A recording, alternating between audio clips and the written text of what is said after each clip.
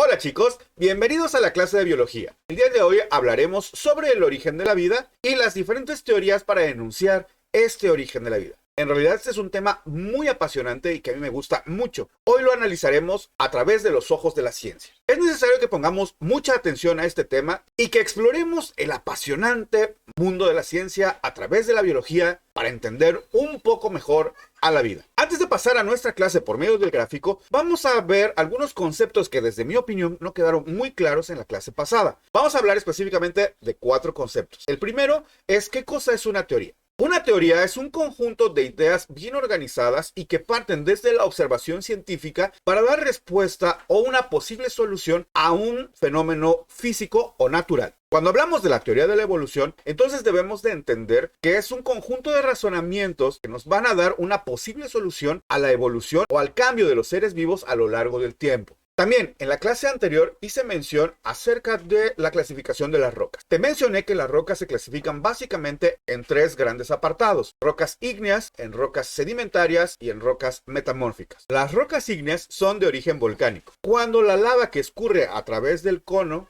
volcánico, se solidifican y forman este tipo de rocas. Aquí te estoy mostrando una roca de tipo ígneo o de tipo volcánico. La siguiente clasificación es la que atañe a los fósiles, es la clasificación sedimentaria. Como su nombre lo indica, las rocas sedimentarias se van formando a través de muchos sedimentos almacenados principalmente en los cauces de los ríos. Cuando nosotros observamos una roca sedimentaria, vamos a poder encontrar que hay diferentes sedimentos. Por ejemplo, lo vamos a poder encontrar en capas. Esto nos indica que primero se sedimentó una capa de un tipo de arena y después arriba de ese sedimento vino otro sedimento de otro tipo diferente de material mineral, y con el paso de miles y millones de años se fue solidificando y se fue unificando en una sola roca, una roca de tipo sedimentaria. Este proceso, el proceso de sedimentación, es el que da origen también a las rocas de tipo sedimentario como también a los fósiles. Y por último tenemos unas rocas denominadas metamórficas. Las rocas metamórficas son aquellas que han pasado por un proceso de metamorfosis o cambio debido a algunas condiciones interesantes en nuestra naturaleza, como por ejemplo después de mucha presión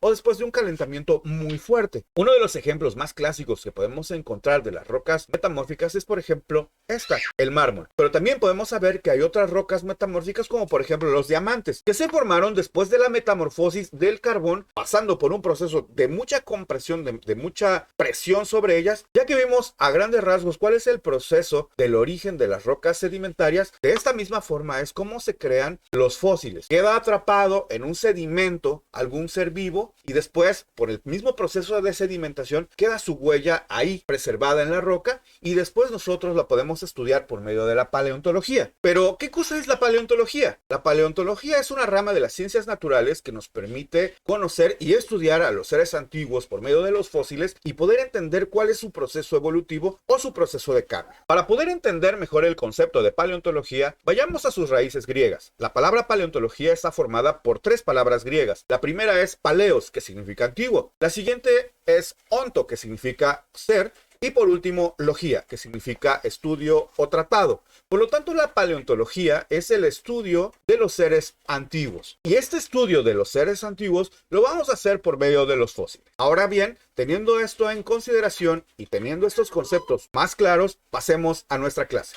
Nuevamente quiero agradecer al gobierno de Gran Canaria por permitirme ocupar el mapa mental con el cual nos vamos a poder guiar mejor en este tema. Como previamente ya lo había mencionado, el tema es el origen de la vida. Lo tenemos aquí en el título, en nuestro recuadro en la parte superior de color azul. Y vemos que salen 3 ramificaciones. Vamos a empezar primero por la derecha. Nos dice que el origen de la vida da lugar a la aparición de los seres vivos en la Tierra y que estos son resultado de la evolución biológica. Ya en la clase pasada hablamos un poco más sobre la evolución biológica. También nos dice este mapa que el origen de la vida se origina por la evolución química. Esto nos quiere decir que las condiciones necesarias para que hubiera vida en nuestro planeta fue a través de algunos procesos químicos, en algunos escenarios posibles, como por ejemplo las zonas intermareales. Son lugares en nuestros océanos que pueden quedar al descubierto cuando baja la marea y con aguas poco profundas cuando sube la marea. Estas condiciones con respecto del agua, las condiciones químicas propias del entorno y también la energía proveniente del Sol, fueron en las condiciones perfectas o ideales para generar algunos elementos químicos que dieron como resultado después la vida. También hay otra hipótesis que dice que los escenarios posibles de esta evolución química fueron en el espacio. Esto se llama la panspermia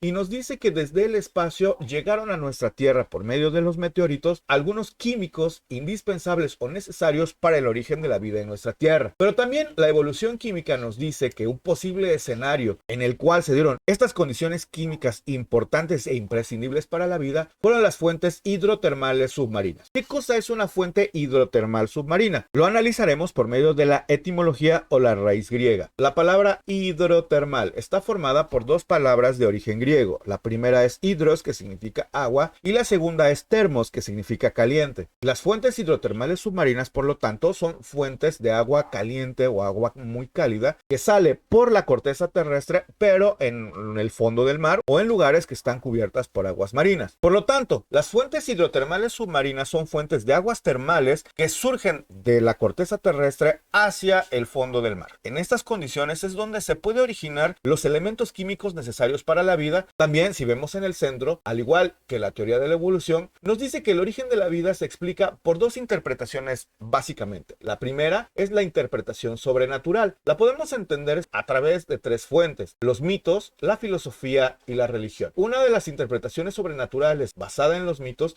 es la generación espontánea. Y aquí voy a abundar un poquito más porque el término podría confundirnos en algún momento, pero esto es muy sencillo de entender. ¿Alguna vez has dejado un pan o una tortilla al aire libre? Si lo has hecho y lo has observado, podrás comprobar que al paso del tiempo van apareciendo algunos microorganismos en la superficie, como por ejemplo mohos o bacterias que a simple vista no los veríamos, pero cuando ya forma una colonia bastante grande sí lo podemos observar. Con el paso del tiempo, el pan o la tortilla pasa por un proceso de descomposición y entonces podemos observar que hay algunos otros organismos ahora sí más visibles, como por ejemplo larvas quizá de moscas o algunos otros insectos. Cuando en la antigüedad algunas personas vieron este proceso, ellos se imaginaron que la vida se originaba de manera espontánea en estas condiciones. Fueron algunos científicos como Lorenzo Spallanzani principalmente y Louis Pasteur los que se dieron a la tarea de demostrar por medio de la ciencia que no existe la generación espontánea. La vida de estos dos científicos, tanto Lorenzo Spallanzani como Louis Pasteur, está un poco explicada en el libro que te compartí que se llama Cazadores de Microbios. Si tienes la oportunidad de leerlo, te invito a que lo hagas. También en esta clase te voy a compartir otro libro que es bastante interesante y que muy probablemente tengas que leer cuando llegues al bachillerato. Pero no nos adelantemos, continuemos con nuestro mapa. También otra interpretación sobrenatural nos lo da la filosofía. Podemos encontrar aquí en este apartado muchos términos que no vamos a hablar en este momento, pero al menos sí te voy a hablar de dos filósofos que ellos nos dieron por medio de la filosofía la interpretación del origen de la vida. Uno de ellos es Demócrito. Demócrito pensaba que el origen de la vida se debe a pequeños elementos que son indivisibles, a los cuales llamó átomos, y él decía que la unificación de muchos átomos hacía posible la vida. Otro de los filósofos que también habló sobre el origen de la vida y que nos da una idea bastante diferente de cómo se originó la vida es Baruch de Spinoza. Él decía que existía un gran ser sobrenatural que es el que daba el origen a la vida y que todos los seres vivos tenemos parte de esta esencia en nosotros. Baruch de Spinoza hizo importantes aportes a la filosofía y es muy probable que tú lo tengas que estudiar cuando vayas al bachillerato. Otra de las interpretaciones sobrenaturales sobre el origen de la vida es la religión, que nos habla del creacionismo. No voy a tocar el tema de la religión y el creacionismo en el origen de la vida como una interpretación, porque la educación que debemos recibir en México es laica y por lo tanto no quiero tocar ningún tema sobre la religión. Sin embargo, como mi obligación es hablarte sobre la ciencia, vamos a hablar sobre la interpretación científica. La interpretación científica es una hipótesis. Esto quiere decir que es una línea de pensamiento que está todavía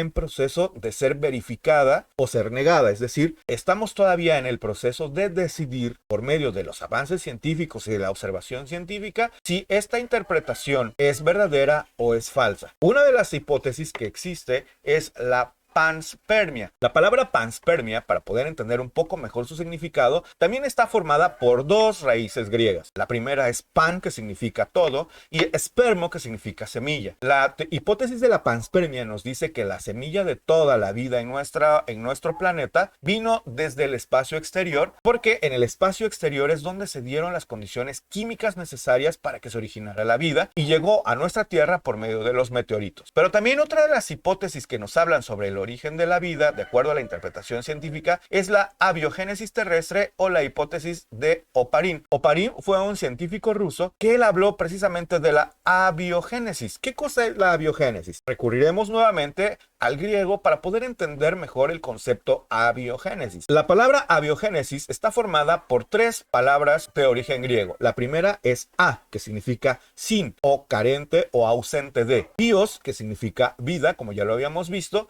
y génesis, que significa origen o principio. Nos dice esta teoría, la teoría de Oparin, que en un principio en nuestra Tierra no había vida. Abiogénesis quiere decir sin origen de la vida en nuestra Tierra. Y él nos dice, Oparin nos habla, que el origen de la vida es a través de un caldo primordial, es decir, condiciones químicas necesarias que había en nuestra Tierra. Es decir, Oparin se opone a la hipótesis de la panspermia, que nos dice que las condiciones necesarias para la vida llegaron del espacio, y él nos dice que no, que las condiciones necesarias para la existencia de la vida en nuestra Tierra se dieron precisamente aquí. Él nos habla precisamente de este caldo primordial que dice que fue formado por las condiciones que existían en la atmósfera y en los océanos. Según esta hipótesis, a partir del caldo primordial, que son las condiciones necesarias para la vida que se dan aquí en nuestra Tierra, por medio de la atmósfera y del agua de los océanos, se forman células procariotas. Si recuerdas cuando hablamos de células en una clase anterior, si no, te voy a dejar por aquí el enlace para que lo veas, hablábamos de que las células las podemos distinguir en dos grandes apartados, en eucariotas y procariotas.